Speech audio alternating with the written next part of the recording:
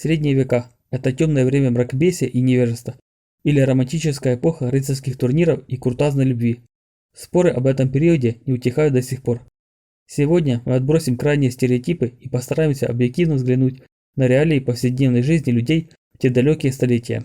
Средневековье – это период в истории Европы, который длился около 1000 лет, примерно с 5 по 15 век. Это название принято избегать использовать для других регионов мира, хотя наименование «Средневековая Индия», «Мусульманское Средневековье» и подобные не являются исключением. Средние века обычно делятся на три основных периода – раннее, высокое и позднее. Раннее Средневековье было самым длительным периодом из трех. Оно простирается примерно с 5 по 10 века, что составляет примерно 500 лет. В его начале нашествие германских племен имело огромное влияние на карту Европы. Технологический и экономический прогресс был сильно замедлен. Европа, сильно урбанизированная в римскую эпоху, переходила к сельскому образу жизни. Приходят в негодность дороги, мастерские, склады, растительные системы, понижается уровень культуры. Упадок техники особенно заметен в уменьшении числа изделий из камня. Место главного материала вновь занимает дерево. Место города – Урбс. Базовой экономической и социальной ячейкой становится большое имение – вилла. Даже многие короли, в частности мировинги, предпочитали жить в своих сельских поместьях, откуда исходило большинство их указов. Денежная экономика отходит на второй план, уступая первое место миновой торговле. Перевозка товаров на большие расстояния почти прекращается. Исключение составляют только самые необходимые продукты, например, соль. В течение всего Средневековья современная Франция была одной из наиболее заселенных и развитых частей Европы. Судя по описанию Григория Турского, Галлия VI века обладала еще довольно густой сетью городов, среди которых выделялись богатые епископские центры. После падения Римской империи на территории Франции оставалось значительное население, которое называлось галло-римлянами и продолжало говорить на народной латыни. Они начали переходить в христианство с ранних веков его появления, и к началу Средневековья в большинстве стали христианами. Средний галло-римлянин к началу Средневековья часто посещал церковь и имел базовое умение чтения латыни. Даже если некоторые галло-римляне сохраняли некоторые пережитки язычества, их знания и понимание христианства могли быть довольно обширными благодаря проповедям, богослужениям, а также общению с христианскими сообществами. Раннее средневековое общество было менее замкнутым, чем в более поздние периоды. При наличии определенных способностей и удачи средний человек мог изменить свое общественное положение и даже войти в ряды феодалов и духовенства. После миграций германцы, включая франков, вступали на службу Римской империи и католической церкви. Более цивилизованное и христианизированное галло-римское население стремилось более к классу духовенства. Они видели в церкви не только духовное убежище, но и защиту от варваров и произвола феодалов. Главную роль в деле обращения крестьян-язычников в период с 4 по 8 века играло монашество. Тогда монахи довольно часто были странствующими, как, например, монахи-ирландцы, которые исполняли свою миссионерскую роль на всем пространстве от Восточной Галлии до Северной Италии. В целом же активность монахов охватывает все территории Запада, затронутые христианством.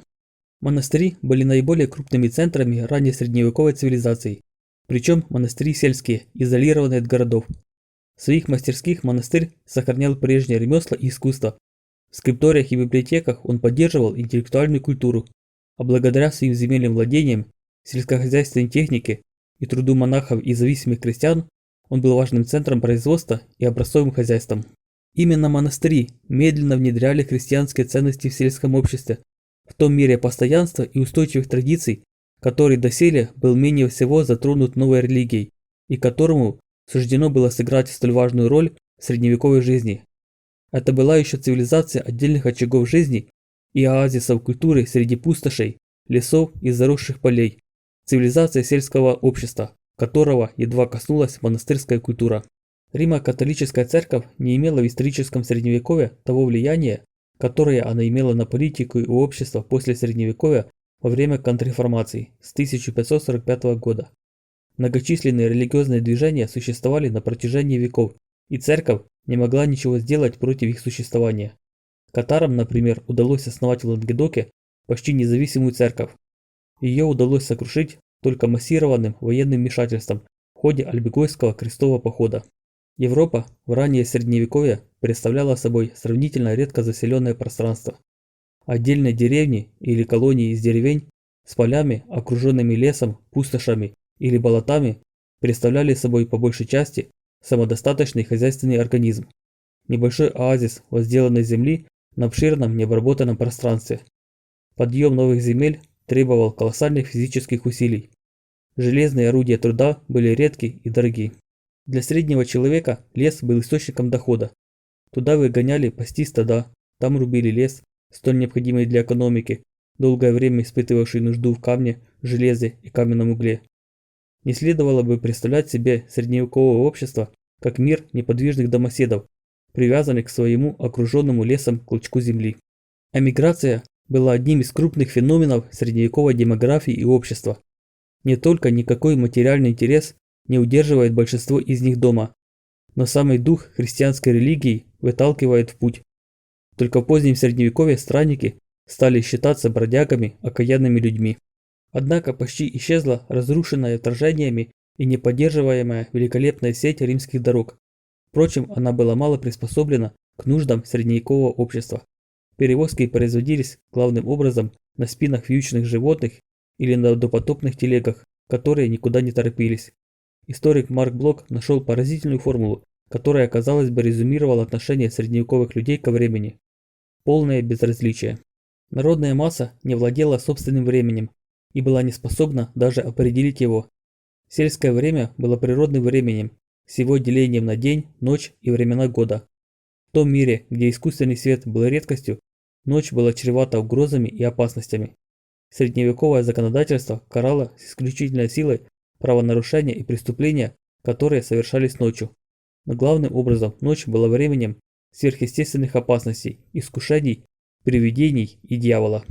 Человек представлял для средневековых сеньоров столь ценный капитал, что некоторые из них облагали особым побором молодых неженатых крестьян. Церковь, вопреки своему традиционному прославлению девственности, делала все больший акцент на плодитесь и размножайтесь, лозунг, который отвечал прежде всего техническим структурам средневекового мира. Во всех слоях общества семейные праздники превращались в разорительные церемонии. Свадьбы вызывали оскуднение крестьян на годы. Каждую крестьянскую семью, социально-экономическую единицу, в раннее средневековье предпринимались попытки посадить на единообразный участок земли, который должен был обеспечить минимально нормальную жизнь, манс. Средневековый Запад – это прежде всего мир голода. Его терзал страх голода и слишком часто сам голод. Поэтому в крестьянском фольклоре особым соблазном обладали мифы об обильной еде. Отсюда брала начало череда эпидемий, вызываемых потреблением непригодных в пищу продуктов. В первую очередь это наиболее впечатляющая эпидемия горячки. Средневековый человек жил под постоянной угрозой кризиса. В конечном итоге средневековой экономике не хватало самого крестьянина, недоедающего и наполовину истребленного эпидемиями.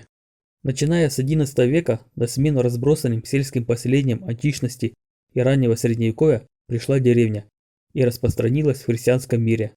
Она родилась из скопления домов и земельных участков вокруг двух основных элементов – церкви и кладбища.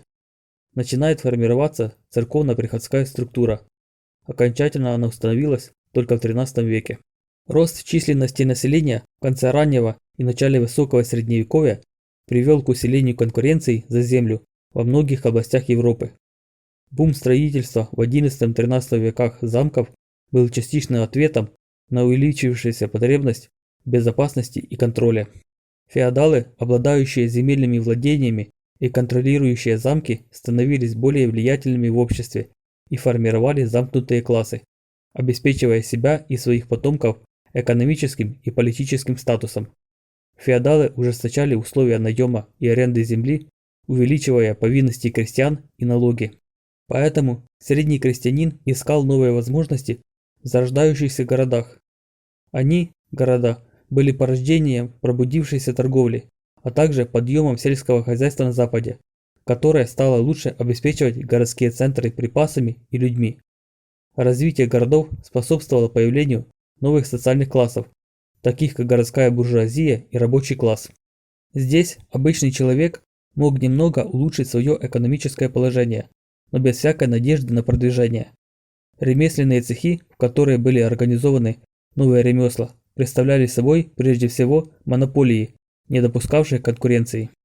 Часто и справедливо обращали внимание на то, как деревня проникала в средневековый город. Горожане вели полукрестьянскую жизнь. Внутри городских стен скрывались виноградники, сады, даже луга и поля. Бродил скот. Высились навозные кучи. Город создавал альтернативные социальные и экономические структуры, которые подрывали основы крепостного права. Эпидемия черной смерти унесла с собой большую часть земледельцев. Огромная часть земель пребывает невозделанной и заброшенной. Выжившие богатели и образовывали привилегированную категорию – класс кулаков. Они извлекали доход из продажи своих излишков. Развитие денежного хозяйства больше всего, по-видимому, пошло на пользу купцам. Рост городов был связан с прогрессом денежной экономики. Города ставали центрами образования, науки и культуры, что способствовало распространению знаний, развитию искусства и философии. Развитие Ренессанса в значительной степени было связано с городской культурой и жизнью. Многие творцы эпохи Возрождения видели Средневековье как период упадка и отсталости. Даже сам термин «Средневековье» придумал деятель Ренессанса Франческо Петрарка. Ранее средневековые писатели делили историю на 6 эпох и считали свою эпоху последней, перед концом света, и называли ее современной. Кратко можно сказать, что причина презрения Петрарки к Средневековью проистекает из его тоски по древнему миру. По мнению Петрарки, упадок Римской империи открыл эпоху, характеризующуюся тьмой и коррупцией на всех уровнях – политическом, религиозном и прежде всего культурном. Согласно этой точке зрения, в средние века церковь была развращена, а искусство и литература вступили в темный век, который, по мнению Петрарки, продолжался до сих пор. Подобно новому Моисею, тосканский поэт предвидел наступление новой земли обетованной, эпохи Возрождения. Эта историографическая точка зрения быстро распространилась по Европе. Прежде всего, лютеранская реформация подхватила эту идею, особенно из-за содержавшейся в ней критики средневековой церкви, и распространила ее вирусно благодаря печатному станку. Но в отличие от гуманистов, большинство протестантских историков относят начало современной эпохи не к эпохе Возрождения, а позже, к началу реформации. Они считали классическую античность золотым временем, не только из-за латинской литературы, но и потому, что это было раннее начало христианства. Частью кампании протестантов XVII века против католического учения был миф о том, что люди в средние века считали землю плоской. Закрепление деления истории на 3 эпохи, древнюю, среднюю и новую, произошло в конце XVII века, когда немецкий ученый Кристофер Целариус опубликовал свою книгу. Концепцию средневековья подхватило французское просвещение. Для таких авторов, как Вольтер, средние века представляли собой все светские заблуждения, от которых они пытались спасти человечество, такие как религиозное мракобесие и преобладание догмы над разумом.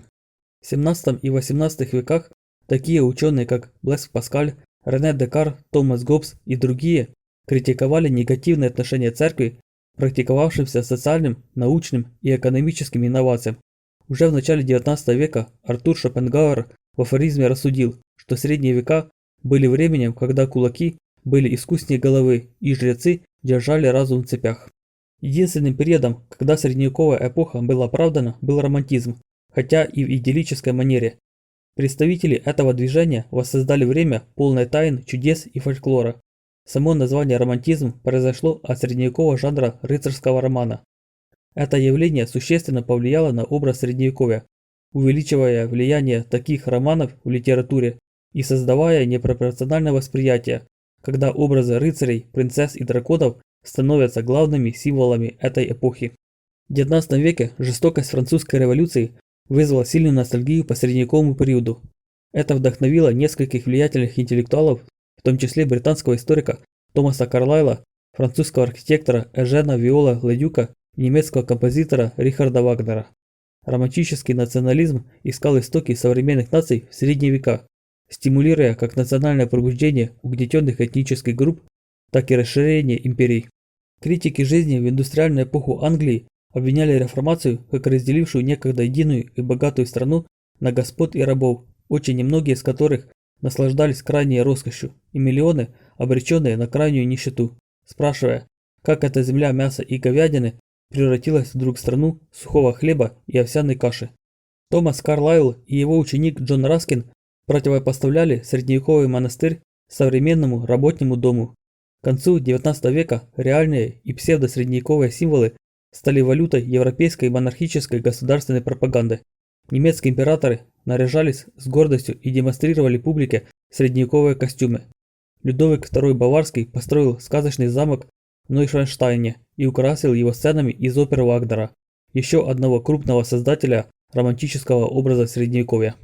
Те же образы будут использоваться в нацистской Германии в середине XX века для продвижения немецкой национальной идентичности с планами обширного строительства в средневековом стиле и попытками возродить добродетели тевтонских рыцарей.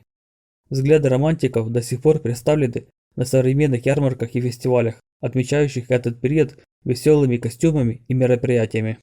Образ средневековья как темного века, хотя и отрицаемый историческими исследованиями, остается живым в повседневном языке с негативными оттенками мракобесия, жестокой несправедливости, феодализма и охоты на ведьм. Важно преодолеть стереотипы и попытаться взглянуть на эту ушедшую историческую эпоху, если она, конечно, закончилась. Не забудьте подписаться, пишите комментарии, ставьте лайки.